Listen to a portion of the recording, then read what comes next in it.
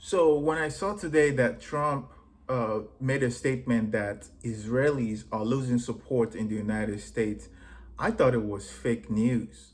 But then I fact checked it and it was correct. So Trump is coming to the realization that his support for the Israeli genocide and even the strike on Iran, which a lot of presidents, including Biden and Obama, refused to do, is actually backfiring. So let's watch this video. As Palestinians in Gaza continue to cry out for a scrap of food and the Israeli military's campaign on Gaza City rages on, the US president has admitted Israel is losing support even from its most loyal supporters. The shocking admission featured on the Daily Caller, a right-wing opinion-based website founded by political commentator Tucker Carlson and political advisor Neil Patel. In the interview with Donald Trump published on Monday, the US president acknowledged he was aware of research carried out by the Pew Research Center that 53% of US adults had an unfavorable view of Israel, up from 42% in 2022, while 50% of young Republicans were unimpressed with Tel Aviv, up from 35%.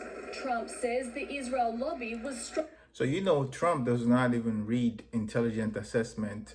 Just from his first administration, one of his advisor came out and said Trump doesn't read the intelligence assessment. So the way he gets his news is from Fox News, and he pays attention to polls a lot. So he knows this. He can see the support slipping away, right? So AIPAC, they own Congress, but their support is slowly diminishing. And Trump realized this, which is why he made this comment. Strongest 15 years ago, but now its influence in Congress is slipping. So they're gonna have to get that war over with, but it is hurting Israel. There's no question about it. They may be winning the war, but they're not winning the world of public relations, and it is hurting them. This is what is hurting Israel. Pictures of brutality, destruction, and starvation that cannot be ignored. We're living in a difficult situation. There is no food or drink despite the aid that is coming in. There are air aid drops, but we don't benefit from it. But a real change in the enclave is unlikely until more in the US government scale back their support for Israel. Belgium. So we know that AIPAC own Congress. And not only Congress in the United States, but other political parties in in Europe, or the West country. But you can see the support slowly slipping away, and a lot of countries are recognizing Palestine as a protest against the genocide being committed by the Israelis.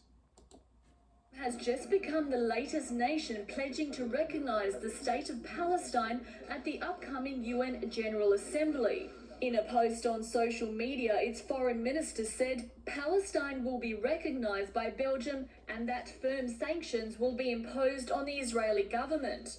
147 of the UN's 193 member states currently recognize the state of Palestine. Belgium's decision comes after France said in July that it would formally recognise Palestine at the UN General Assembly in a week's time. Also in July, Canada, Australia and the UK declared they would too, with the foreign minister keeping up the pressure only this week. It's a man-made famine in the 21st century, and I'm outraged by the Israeli government's refusal to allow in sufficient aid. The humanitarian crisis in Gaza is still predicted to only get worse, but the cracks in support for Israel seem to be growing larger. Christina So the crack in support is being spearheaded by independent news media. So long ago, 15 years ago, we didn't have the strong presence of independent media like in YouTube and other platforms. But now you can see, so the Israeli and AIPAC and their folks in the media can control the narrative, but now they can't do that anymore because of independent news media like, you know, people like Tucker Carlson, people that are famous, like Tucker Carlson, Candace Owens, from the right wing. And then you have a lot of left wing that is not even in support of this at all. So that is why the support is cracking. The support of AIPAC and Israel is cracking. And even like Marjorie Taylor Greene, which is a congresswoman, a Republican congresswoman, she's like a firebrand MAGA.